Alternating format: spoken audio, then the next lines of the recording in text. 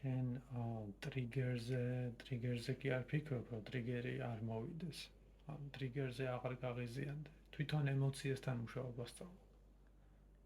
ხო, ანუ შედეგზე ნახე მე რას ვამბობდი, შედეგზე კი მუშაობ. რა, აგრესიას მაგ ახლა მე რაზე ვამახვილებ ყურადღებას, იცი, ანუ მე პირდაპირ ვაანალიზებ იმას ეფექტურობას რა. ნახე და ახლა მე ის გავაცნობიერე, რომ ერთი და იგივე წრეზე გატრიალებს ანალიზი.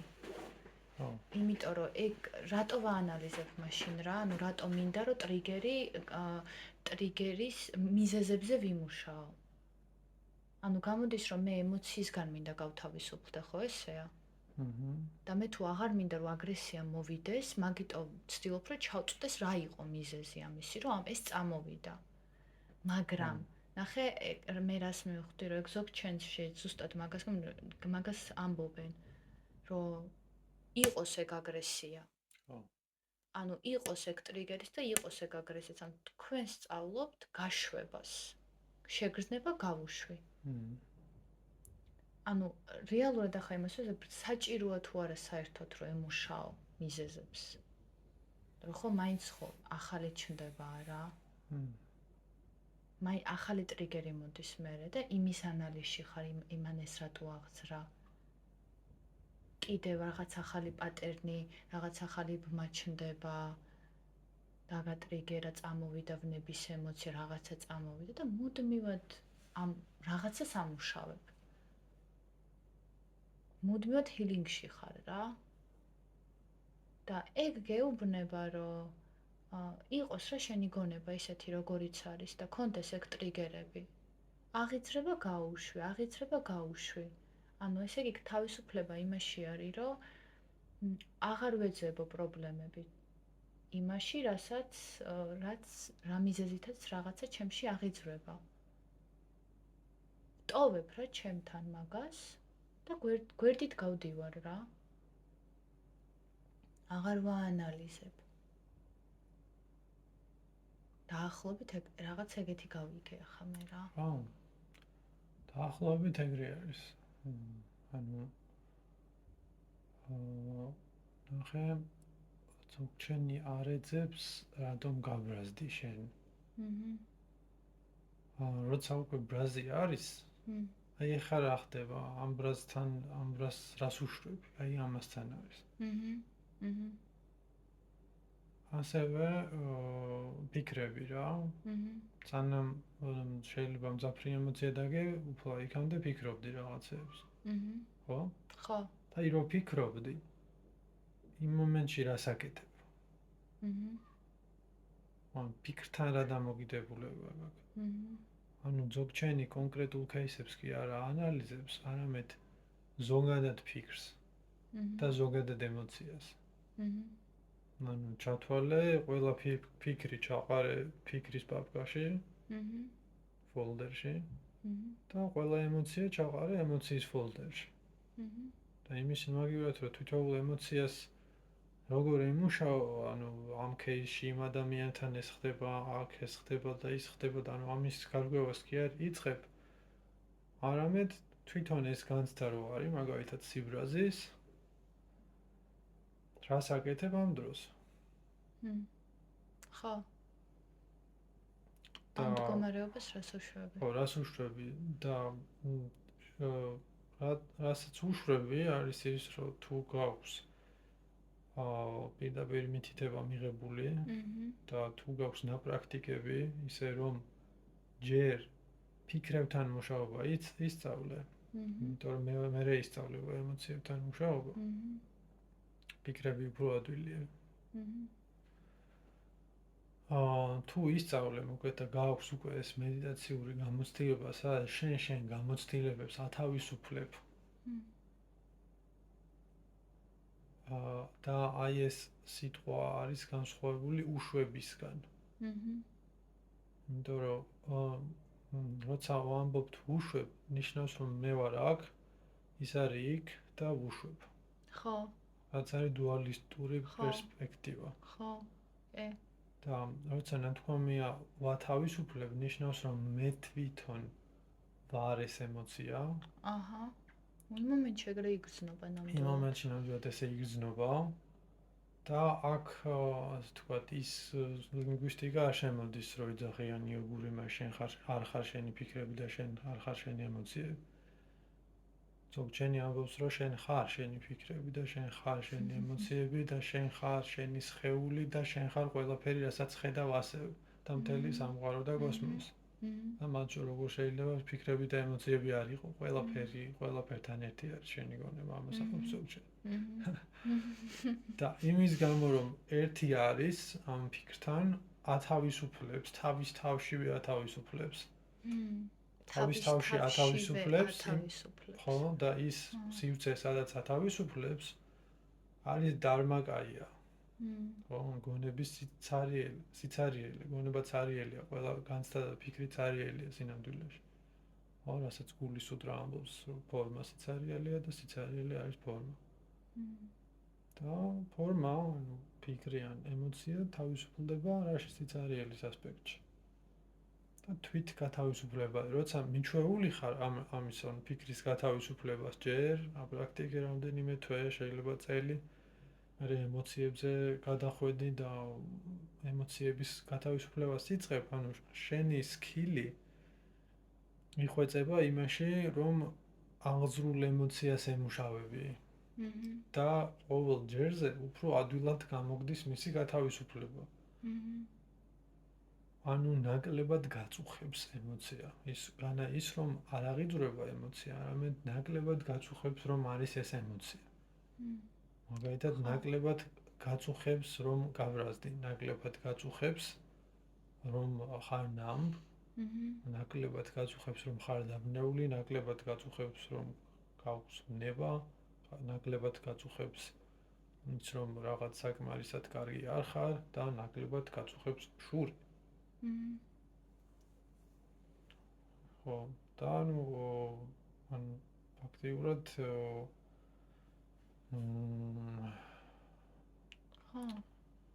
ხო, ფაქტიურად ამასთან ყოფნას ვსწავლობ რა, უბრალოდ და ეგ არის ზუსტად პრობლემაც ხოლმე, რომ აი ზუსტად ეგ არის, რომ რეალურად არ გვინდა მაგათთან ყოფნა.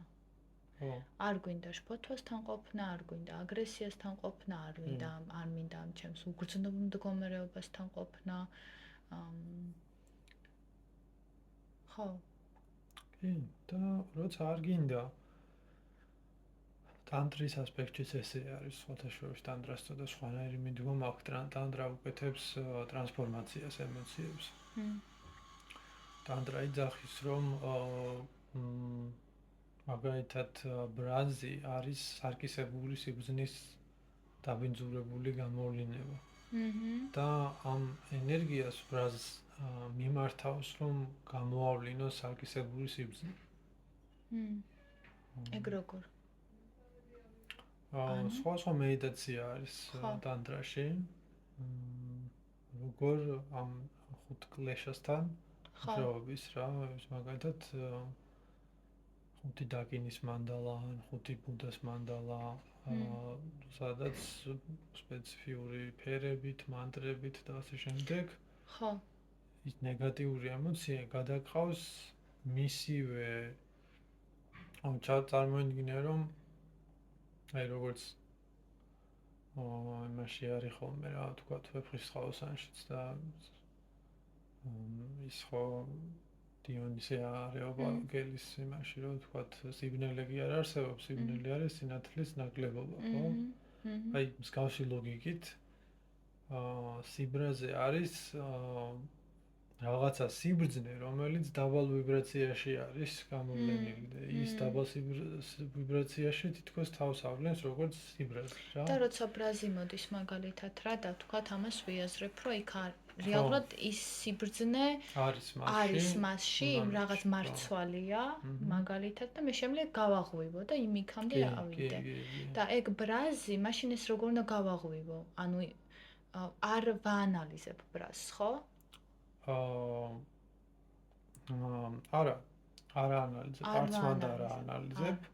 უბრალოდ გაქვს ტანტრული სათანა, მასწავლებელმა გასწავლა, ხუთ ბუდას მანდალაზე მედიტაცია, ხუთ დაკინის მანდალაზე მედიტაცია აკეთებ ვიზუალიზაციას, აკეთებ გარდასახვას, აკეთებ მანტრის გამეორებას და თავიდან გზნობ ამ უხეშ ემოციას ნეგატიურს და იცი სადაც უნდა გარდაიქმნას თავიდანვე, რაში იქმნი, რა სტიქია, რა ელემენტია და ნელ-ნელა ეს განცდა გადაყავს ამ მისამართებს სხვა მიმართულებაში, რომ მასაკნას რა.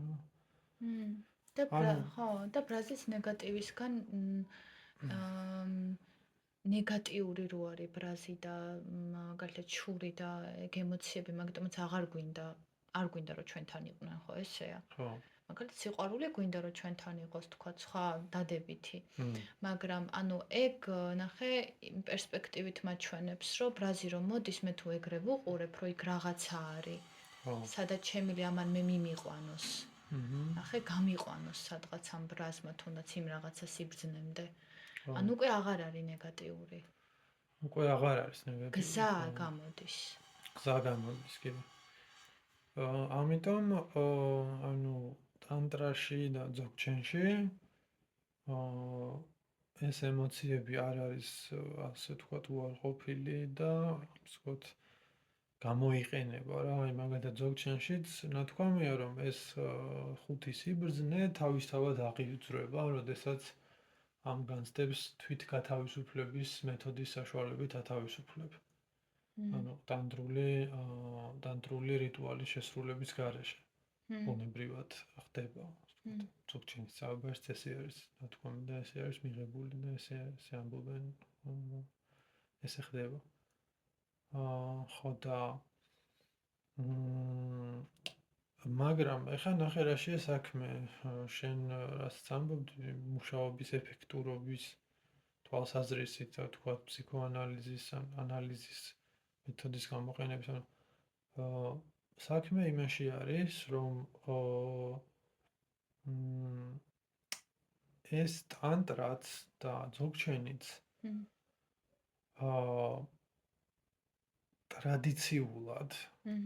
ტრადიციულად ესე ითვლება, რომ არის უმაღლესი მენტალური უნარჩვევების მქონე ადამიანებისთვის. ანუ ესე კიდევ ერთხელ გავიმეორებ, ითვლება, რომ ტანტრა და ძოგჩენი არის უმაღლესი მენტალური უნარების მქონე ადამიანებისათვის. ძოგჩენში და ტანტრაში არასდროს არავის უთქვამს, როგორც უთქვამთ მაგალითად სხვა ტექნიკებზე, მაგალითად ტრანსცენდენტულ მედიტაციაზე, ხო ამბობენ, რომ ყველასთვის კარგი არის, ყველას უდგება, ყველასთვის იმუშავებს. ძოგჩენი არ იძახის ამას, რომ ყველასთვის იმუშავებს და არ იძახის, რომ ყველას გამოუვა. ამბობს, რომ ცოტა ადამიანს გამოუვა ძოგჩენი. თვითონვე იძახის ამას. თვითონ არ აქვს იმის ამბიცია, რომ თქვას, რომ ყველას ეს არის უმაღლესი მენტალური უნარჩვევების მქონე ადამიანებისათვის. და ტანტრაზეც იგივე ნათქვამი, ტანტრაც არის უმაღლესი მენტალური უნარჩვევების მქონე ადამიანის. ჩვენ შეგვიძლია განმავითაროთ ესეთი მენტალური უნარჩვევები. ეს მეორე საქმე არის, ანუ თუ არ აქვს ადამიანს, ხო. ამისთვის არის ნონდრო უკვე. ანუ რაღაცები უნდა გავიარო, შემიძლია გავიარო, მოსამზადებელი პრაქტიკები არსებობს, რომელიც განავითარებს ადამიანში უმაღლეს მენტალურ უნარჩვევებს. სანამ ძოგჩენამდე და ტანტრამდე. ხო, თუ არ აქვს რა, ანუ ვერ ახერხებს ადამიანი თვითგათავისუფლებას, ვერ ახერხებს ემოციებს. და მოგეთ ეს რას მოვაყოლე, რომ თუ ადამიანს არ აქვს ეს უნარჩვევები, თავი არ უნდა მოიტყუოს. და არ უნდა იტანჯებოდეს ნეგატიური ემოციებისგან. და უნდა მივიდეს თერაპიაზე, გაანალიზოს და ემუშაოს ისე, როგორც მას გამოსდის, რომ მთელი ცხოვრება ნეგატიურ ემოციებში არ გაატაროს. მაგრამ თუ აქვს ესეთი მენტალური უნარჩვევები, რომ შეუძლია ყოველგვარი ანალიზის გარეშე გაათავისუფლოს ემოციები, მედიტაციური ჩაძირვის საშუალებით, ხო, სამათხის ძალით. მაშინ არ არის ეს ყველაფერი საჭირო. ამიტომ თავისი ადგილი აქვს. და ზოგჯერ შეიძლება შენ ცხოვრებაშიც თუ ხარ, თქვა, ძოგჩენის პრაქტიკოსი და შეიძლება გაქვს უმაღლესი, ასე ვთქვა, მენტალური თვისებები, შეიძლება რაღაცა იყოს, რაც ვერ ქნა. რაღაც რაც ვერ გაათავისუფლო და რჩებოდეს და მაშინ შეიძლება გამოიყენო უფრო პირობითად დაბალი ტიპის მიდგომა.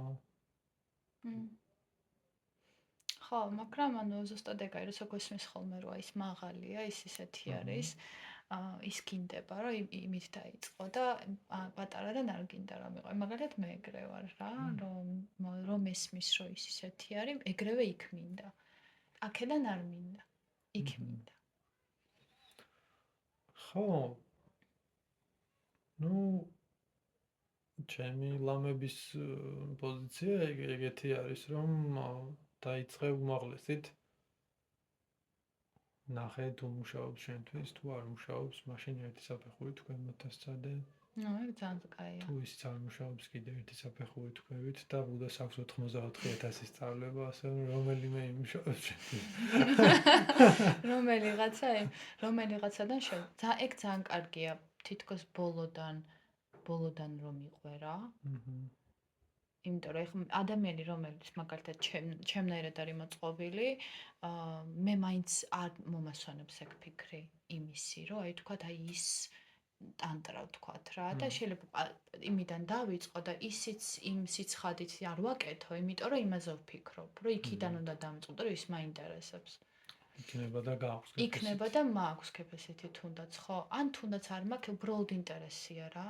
თუ არ დაკმაყოფილ და ეს არ გაკეთდება ისე როგორც უნდა გაკეთდეს რა, ის პირველი ნაბიჯი თუნდაც. განსხვავებული აზრები არსებობს.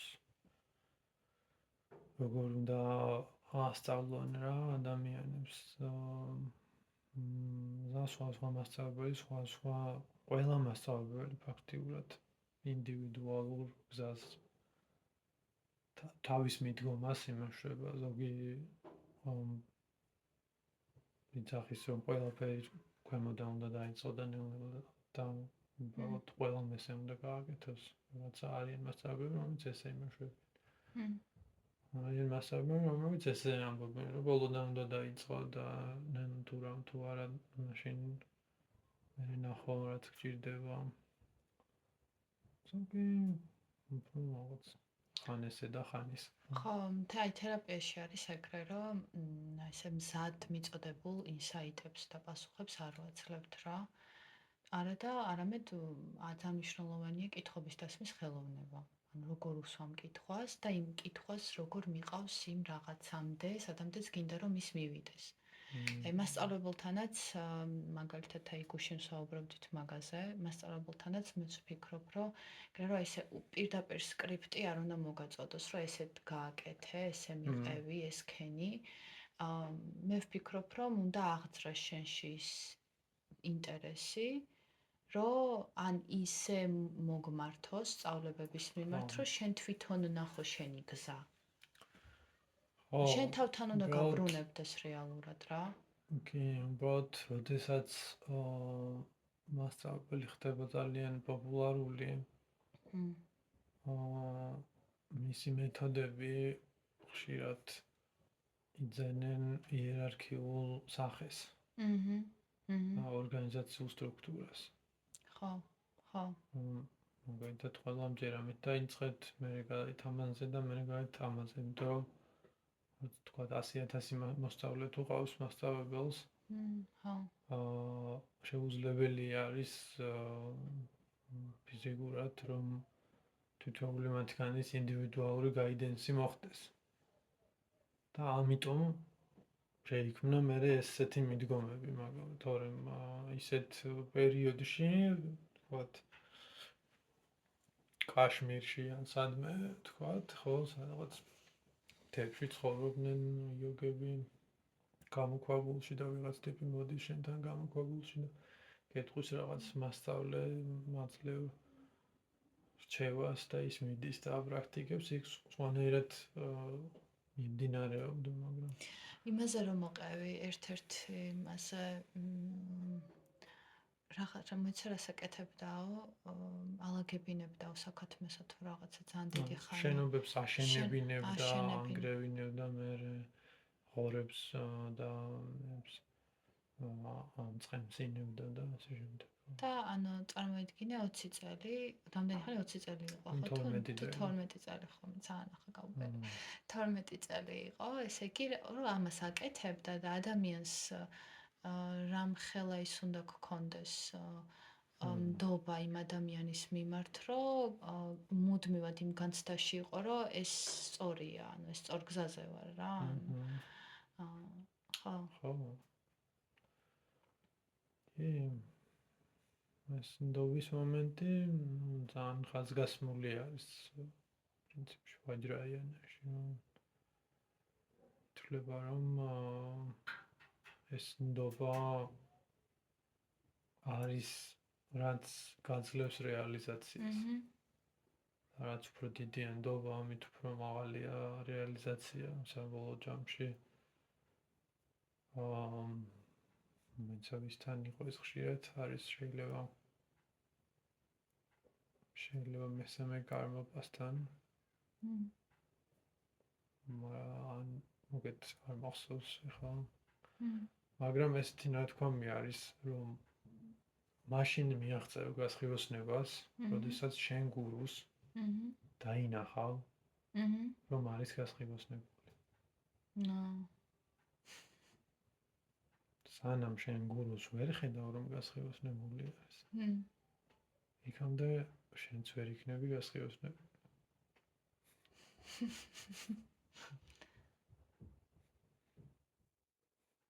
ვაუ, და ჩვენ კიდე ყველაფრის დეჰუმანიზაციას ვაკეთებთ. ჩვენ დონემდე დაგვყავს რაღაცეები ჩვენივე ეგოს კომფორტისთვის. ხო. ისე ალმასის სუტრაში მოყოლით შეიძლება მქონდეს შენთან ბუდაროებნებას უფუთის. შეიძლება თუ არა ბუდა ამოიცნა 32 ძირითადი და 80-85 არა ძირითადი ნიშნის საშუალებით. და სუბუდი პასუხობს რომ არა ეს რამე შეუძლებელია. რატომ? იმიტომ რომ ბუდას ხედავს არსება, რომელსაც აქვს ისეთი გონება, რომ დაინახოს ბუდა. ანუ გამოდის რომ მე თუ ხედავ ბუდას, მე თვითონ ვარ ბუდა. ხო. ანუ მე თუ ხედავ ჩემი მასწავლებლის გასხივოსნებას, მე თვითონ ვარ ეგ გასხივოსნებას? ან ახლოს ხარ ყოველ შემთხვევაში ძალიან. მაგალითად ქრისტესთანაც იყო ესეთი მომენტები. მოგეთ გააცოცხლა მკვდარი, თვალი აუხილა ბრმას, ეს და მოსწავლეები ისე ამ ყველაფრის მერე ეუბნებიან რომ ოკეი, კარგი, ეხლა ერთხელ მოდი მამა გვაჩვენეო. და ეხლა უკვე გენდობით, მამასაც თუ გვაჩვენებ, ეს ყველაფერი ვნახეთ, ეხლა მამა გვაჩვენე და უკვე ვსო. და ისე უბნება რომ ამდენი ხანი თქვენთან ვარ, ეს ყველაფერი გაჩვენეთ და ვინც მე მიხილო, მამა იხილო. და კიდევ ვერ ნახეთო მამა. ამდენი ხანი ამ რაღაცებს ვაკეთებ თქვენთან და ყველა იგავებით, იბრძნით, ქმედებით, ფიზიკურ კანონებს ვარღვევ და რაღაც წყალზე დავდივარ და რაღაც და ვინც მე მიხილე, იმან მამა იხილო, მაგრამ ხედავ ისევ მიუხედავად ამ ყველა სასწაულისა, ხო. მიუხედავად ამ ყველა სასწაულისა, ეს მოციქულები ისევ ეჭვით იყვნენ გამსჭვალული. ხო. ეს არის თუ არა და თქვა даже სამჯერ უარყო პეტრემ მამლის დაყიულებამდე თუ როგორც იყო ვიღაცამ გააყიდა, ვიღაცამ ეს, ვიღაცა ის, რატომ? იმიტომ რომ აი ეს არის რთული, რომ შენ დაუშვა, რომ ცოცხალი ადამიანი ხო, აი ზუსტად არის ღმერთის ცნობიერებაში. რომ ის არის ბუდას ცნობიერებაში. იმიტომ რომ შენ უყურებ რომ ის ადამიანი შენთან ერთად ჭამს, სვავს, ღვინოს, ჭამს ხორცს და მიდის ტუალეტში. და მას შეიძლება ადგინო გაჭრინ სისხლი წამოუვა, ჯვარზე გააკრა, ამ შემდეგ და არის აბსოლუტურად ჩვეულებრივი ადამიანი.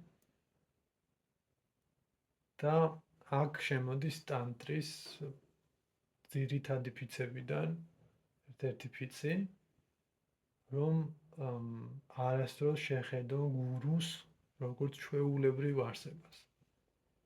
და אני ფიქრობ, ოკეი, ისიც ჩემნაირი ჩვეულებრივი ადამიანი არის, მაინც საბოლოო ჯამში ხა ისიც ჩვეულებრივი ადამიანი. ეს ცნობიერება იყო ზუსტად აქ იესოს შემთხვევაშიც რა, რომ ესეც ხა ხვდები ჩვეულებრივი ადამიანია, ჯვარზე გააკრა, მოკვდება. არ არის ეს ჩვეულებრივი ადამიანი. და მაშინ როგორ ვარჩევთ ნახე, ანუ არსებობენ ცრუ გურუები და ცრუ მასწავლებლები?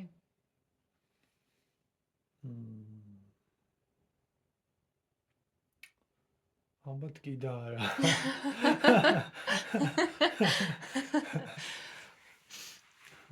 ხო, ნათქვამია, რომ ბუდა ყველა არსებაში ბუდას ხედავს, ასე ვთქვათ. სრულყოფილებას ხედავს. ტანდრას სადანას ბოლოში წერია ხოლმე, რომ სამყარო ჩდება როგორც ბუდას 64 და ყველა ქალი არის ვაჯრა იოგინი და ყველა კაცი არის ჰერუკა, ყველა სიტყვა რომელსაც ამბობენ არის მანტრები და ყველა მოქმედება მათი მიმართულია ყველა სხვა არსების სასიკეთოდ. და პრაქტიკა მდგომარეობს, რომ დღის განმავლობაში ესე აღიქვა ცხოვრება. რომ სახლი რომელშიც ცხოვრობ არის ღვთაებრივი სასახლე, რომ შენ ხარ ღვთაებრივი არსება, შენი მეზობლები, ოჯახის წევრები არიან კაცი და ქალი ბუდები,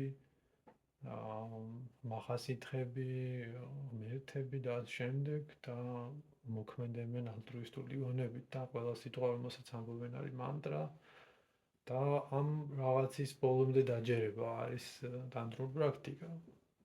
ხო? ესე არის. ხო, მაგრამ ეგ ხო ახლა ცოტა ისეთი მას სპეციალური მას შემოვაგდებ, სპეციალურად შემოვაგდებ ახლა ამას რა, იმიტომ რომ ვიცი მე საერთოდ წავა საუბარი, რომ ეგ ხო ილუზიაა მე. ეგ ხო ილუზიაა. ზუსტად ნახე ისე ესეც როგორც აღვიქვავთ რეალობას, ესეც ილუზია არის.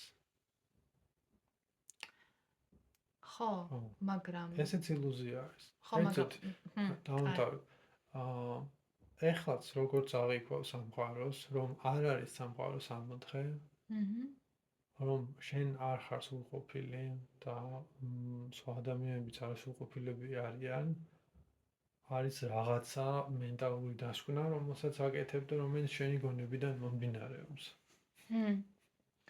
ეს მოდის შენი გონებიდან. ხო, მაგრამ ნახე ამ ჭიქას რო ვუყურებ. ნახე მე როგორ ხვდები რომ ეს არ არის ილუზია, ხო? რომ მე რო ვუყურებ რომ ეს მაგალითად კრემისფერია. შენ ხედავ და მეუბნები რომ კრემისფერია. ნახე, იქ ვიღაცა კიდე ამბობს რომ ეს კრემისფერია. ხო. ამიტომ აქედან გამომდინარე მე ხვდები რომ ის რომ ეს ჭიქა კრემისფერია, ეს ილუზია არ არის, იმიტომ რომ სხვაებიც ესე ხედავენ. მაგრამ ნახე მაშინ ავიღოთ ადამიანი. ხო. რომელიმე ცნობილი ადამიანი. ხო. და არიან ადამიანები, რომელსაც უყვართ ის.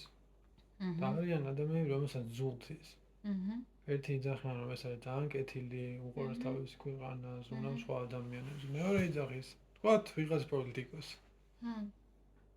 ვინმე ცნობილი და ვიღაცა იძახის, რომ ის იცავს საქართველოს, ქართულ ხალხს, ომს აცილებს. და მეორე ადამიანი, რომელიც იძახის, რომ ეს ადამიანია ქართული ხალხის მტერი.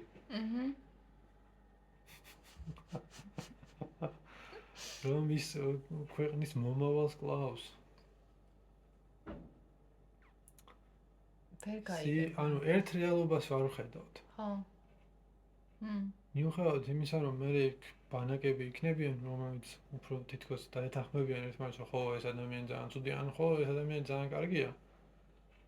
მათშიც კი კარგად რომ ჩაეკითხო ინდივიდუალური აზრი რა აქ ამ ადამიანის შესახებ არის სხვანაირი. მაგრამ ზოგადად ჩანს რომ ერთ რეალობაში ვცხოვრობთ, მაგრამ მაინც არ ვცხოვრობთ ერთ რეალობაში. ანუ გამოდის რომ ის ადამიანი კეთილია თუ ის არის ცუდია, ამას ჩვენ ვერ გავიგებთ, მაგრამ შეიძლება ერთიც იყოს და მეორეც. ის სავარაუდოდ არც ერთი არ არის. სავარაუდოდ არც ერთიც არ არის, ხო? სავარაუდოდ არც ერთი არ არის. სავარაუდოდ ჩვენი გონებიდან რასაც ვხედავთ, იმას ვხედავთ. ჩვენ არასდროს არ ვეცით რაღაცა ჩვენი გონების გარეშე. ვერასდროს გავიგებთ ყოველ შემთხვევაში როგორი იყო, იმიტომ რომ ჩვენ რასაც ვხედავთ, მარტო ჩვენი სუბიექტური პერსპექტივიდან აღვიქვებთ.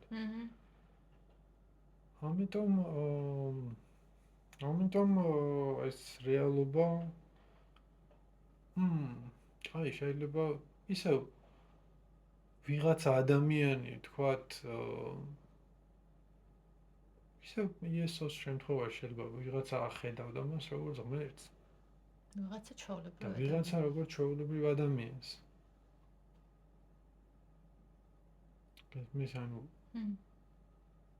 მთლიანად ეს რეალობა დაცლილი არის რეალურობისაგან. ანუ გამოდის რომ მაშინ ტანტრაში რო ვიძახეთ რომ ეს არის მაგალითად სასახლე. და მეორე მხარეს არის ის რომ ეს არის უბრალოდ ჩემი სახლი და სხვა არაფერი. ანუ შეიძლება ერთიც იყოს და მეორეც.